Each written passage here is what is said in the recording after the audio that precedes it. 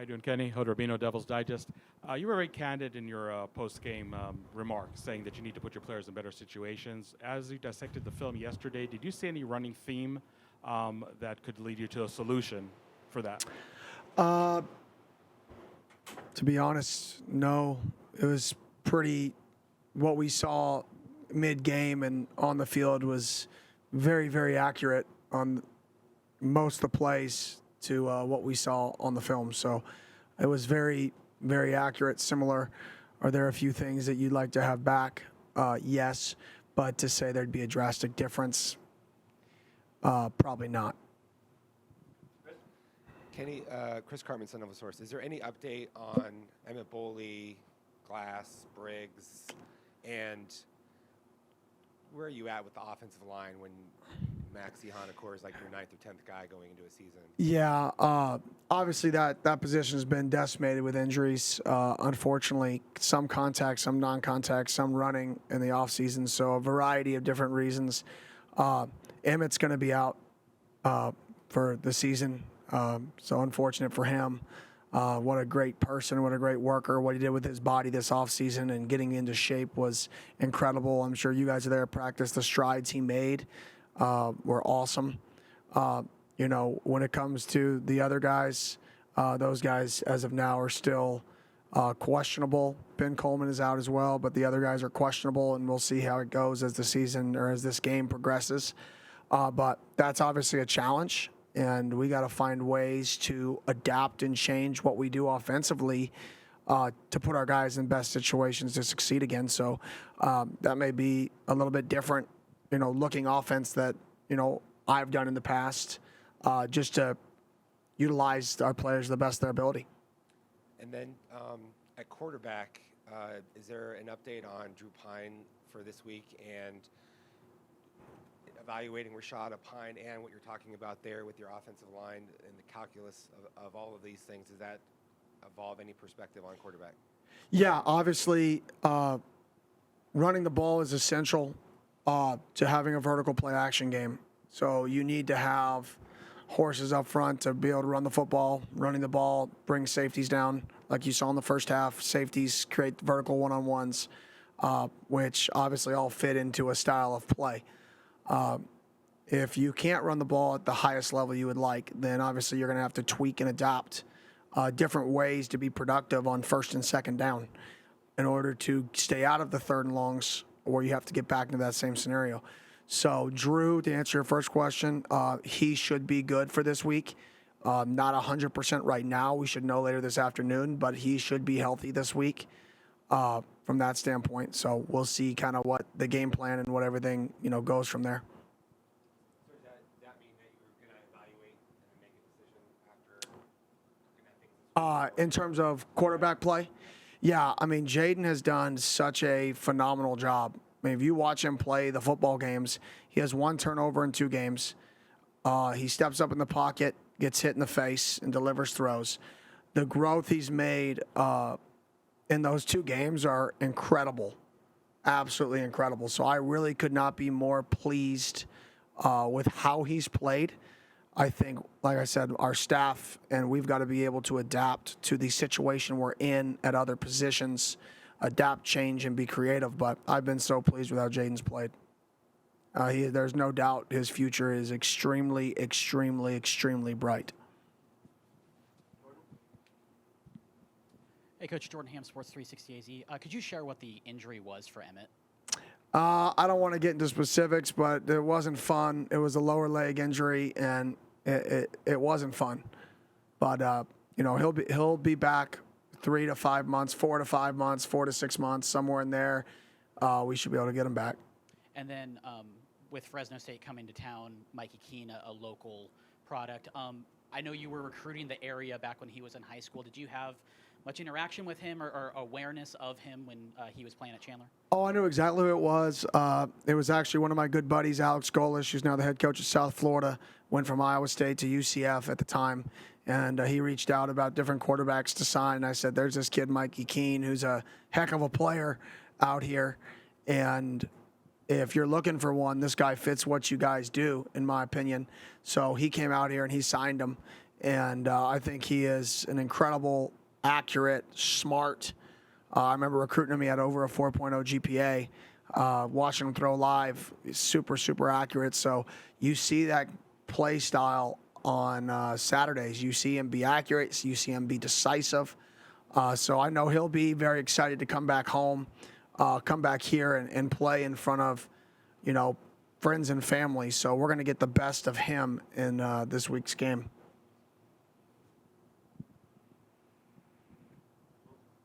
Hey, Coach. A lot of your players after the game on Saturday said, it wasn't a loss, it was a lesson. How do you think the team has responded now, 2 days after the first loss of the season? Yeah, we're going back to work. That's always the correct answer. Is you just go back, you live, you learn, you get better. We show things on the board in terms of things we can improve on. What's your favorite mistake, right? I show my mistakes. I think it's really important for people to know nobody's perfect, coaches included. We're all in this together. And I show my mistakes. I show our staff's mistakes. I show their mistakes, and I show how we can get better. And it's all about taking ownership. It's extreme ownership. You should never point the finger at somebody else. Because if something is going wrong, right, you should look at what you could have done to make it better. It doesn't matter what that is. We should always look at what we can do individually to have fixed the problem. Even if you don't feel like it's your problem, find a way to make it your problem, find a way to find a solution. And that's really the challenge for us is extreme ownership and get back to work and move along. Hey, Coach. Sean Brennan, WCSN. You're going up against a Fresno State team that loves to pass the ball. I think they're top 15 in the country in passing attempts. What have you seen from that offense as a whole in these past 2 games? Yeah, quick passing game, like you just described. So I think it fits to their quarterback skill set. I know their head coach has been throwing the ball successfully for a long time. And you can tell that their quarterback and the coordinator and the head coach are all on the same page and the confidence he plays with.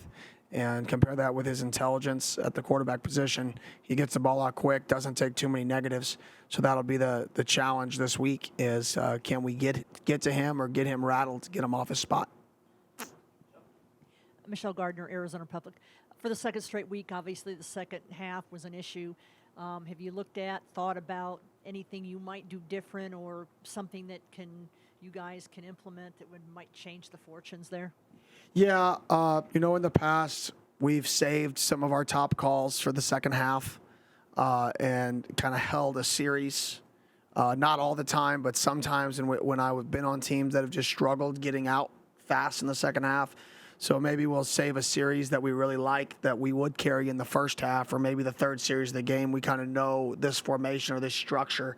Maybe we'll save that for the second half so we kind of know and have scripted out what we're going to as long as they're in their base plan and nothing shocked us. Harder to do that when you're early in a season because you haven't seen everything they've shown. So there's a lot more outliers. So you don't want to hold something, right, because you don't know exactly what you're going to get like you do as the season progresses. But that could be something that we get to more. And then at the end of the day, we moved the ball that first drive of the second half. We got stopped on a 3rd and 1 and a 4th and 1. And you got to convert a 3rd and 1 and a 4th and 1. And I think if we convert that drive, the game's different.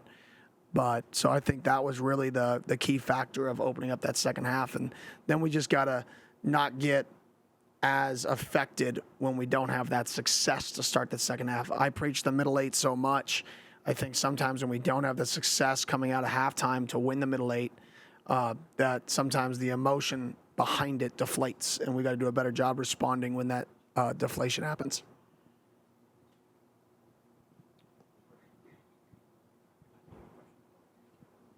Oh, sorry, Coach. All good. Little confusion back here. What was your favorite mistake from Saturday?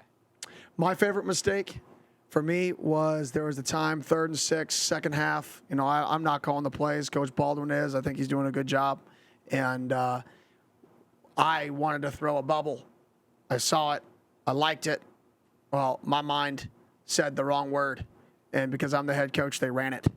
So we wasted a play on 3rd down. Right, and that was 100% my fault. We had Jalen Conyers and our running back try to switch sides of the field, and we snapped the ball with 2 seconds left, and it was 100% on me because my mic is down, and I'm yelling bubble, bubble, bubble, and that's potentially a play for us, and then everything changes, and it's 100% my fault. So wasting a drive on me, I got to do better. So I got to put my mic up and kind of be quiet at times. Kenny, yeah, your defense was great against the run for most of the game. What were some of the factors that you think happened late beyond just maybe getting tired, and any other things that stood out about the defensive performance? Yeah, I thought the defense played hard, man. I think our football team's playing hard. I think if you watch us play, the effort is high, and the detail of not getting 12 penalties, not jumping off sides is there, right? We just got to learn how to win now. And I think the defense is playing winning football right now. I think the offense is close. We're playing a half of winning football, and we're playing plays of winning football. We just got to be more consistent. But I love the fact that the defense was aggressive. They attacked. They got after the quarterback. The communication was significantly better. You didn't see free guys in the back end open up in some of the exotic packages. And then in the second half, I think we just got a little tired. When you're not having sustained drives offensively, and they have more plays in the second half, and they can have those sustained drives, the depth that we're trying to achieve there could help that.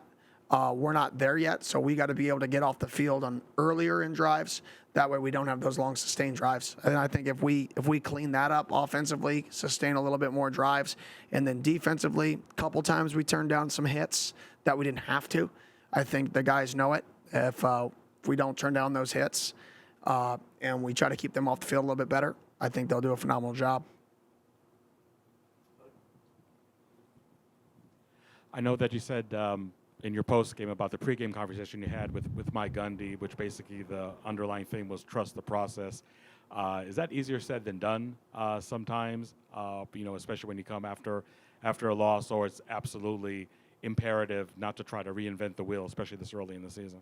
Yeah, the process is not the X's and the O's. The process is not any of the game plan or the play calls or who plays what. The process is the standard and how you operate. And I think that's what he meant by that was don't trust your schemes. I mean, that's a guy who's adapted his schemes better than anybody in the country over his time. The process is the standards that are set for the effort, the standards that are set for the discipline in your program, the type of people you recruit, what you believe in that you want your program to look like in 3 to 4 years. Trust that process. Don't get frustrated when other people have success and you're working your process. Trust it and don't waver what got you here with what you believe in, right? But that doesn't mean you can't be creative and change schematically to fit your players, to put them in the best position to win now, because the ultimate goal is to win every game. The process does not defeat it's okay to lose. Let's not get those two things mixed up. I hate losing. I don't sleep. I was up till 4 a.m. I watched the game 3 times before I closed my eyes for 45 minutes. I don't sleep if I lose. I just can't do it. And so for us, it's two different things. I don't want people to think the process means we're not trying to win. We are trying to win. We're going to do everything we can to win football games. What he says is you can't sacrifice what you believe in to try to win. There's a difference there. And I think that's what I took from the conversation. So we're going to adapt some things. We're going to be a little bit different because right now what we're doing, we got to be a little bit different, especially with what we alluded to with some injuries up front. We got to be a little different. But at the same token, we're going to trust our process. We're going to adapt to the personnel we have. That's the high school coach in me. And we're going to press along and do whatever we can to win this football game. We talked after the game about the 4th down plays and your tendency to be aggressive. Now that you've watched it back and now you do have the personnel injuries to consider, any thoughts about are you going to be that aggressive still moving forward? Yeah, I mean, the only one that I could even question when looking back and even close from a statistical standpoint is the end of the first half, about 4 minutes left when we went for the 4th and 5 on the plus 45. That's the only one that you could argue, okay, with 4 minutes left, you could still punt. We only had one timeout, though, because we had to burn them. You could then get the ball back in a decent territory if you get a 3 and out, and then try to kick a field goal to get the middle 8-1. But that's the one that, if in hindsight, 50-50, I think that's a coin flip one, which I think those maybe will be more conservative, but maybe will be more aggressive depending on the game plan. The 4th and 2 on the minus 33, yeah, we're going to go for that every time. I mean, when you're down 5 with that amount of time left, if you punt a team the ball, right, and they go on a drive that would have been the length of a drive that would score a touchdown, they're going to be able to run the clock out. So if you give them a short field and you get a stop, you're still down 8, which is still 1 score. Either way, you have to get your offense to put the ball in the end zone. So to punt them the ball, in which they were winning about 15 to 18 yards net punt transfer.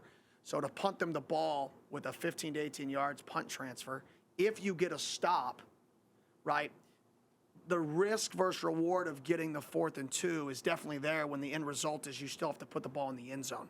So you actually may get an extra drive of it. Instead of punting them the ball, 1 drive left, if you convert, you get 2 drives to score a touchdown as long as your defense holds them to a field goal. So that's the thought process in that scenario. So we will consistently be aggressive there. Now, that same scenario and the game is a 6-point game, that's a different story because a field goal makes it a 2-possession game. We'll kick those. We'll punt those back. But in the current scenario where you can keep it 1 possession with a field goal, we'll be really, really aggressive.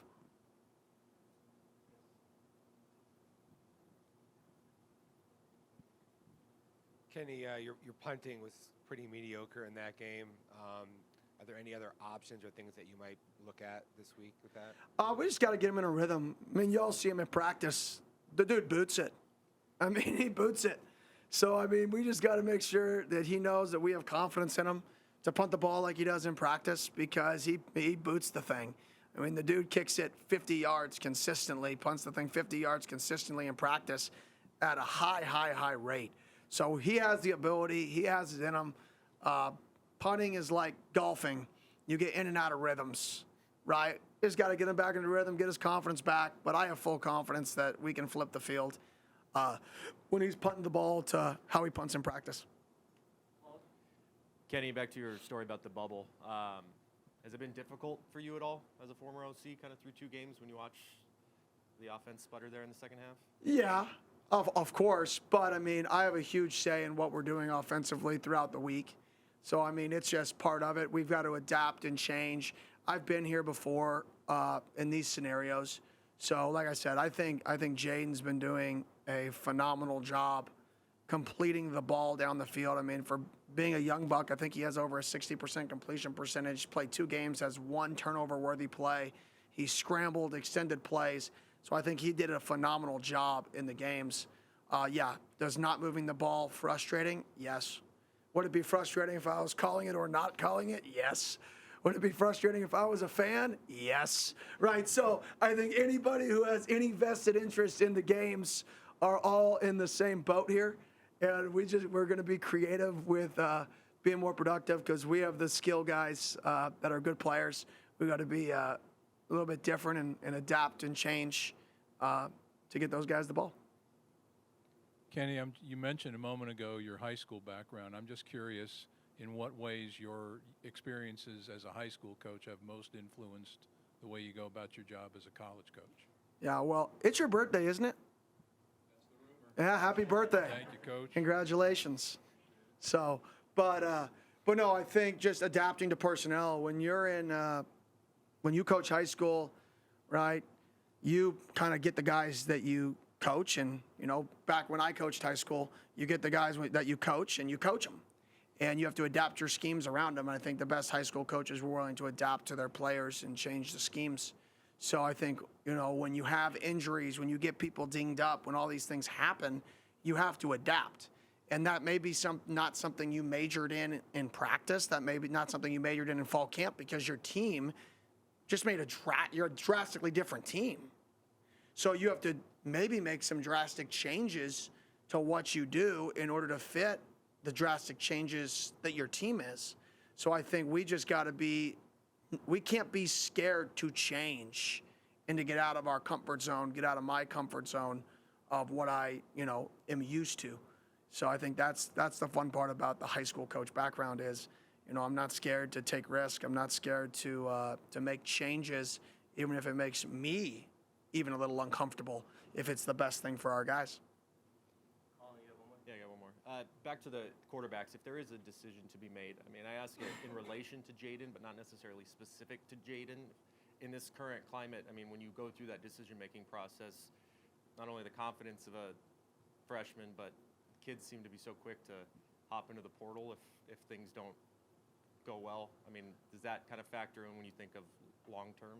Oh, this has nothing to do with the quarterback.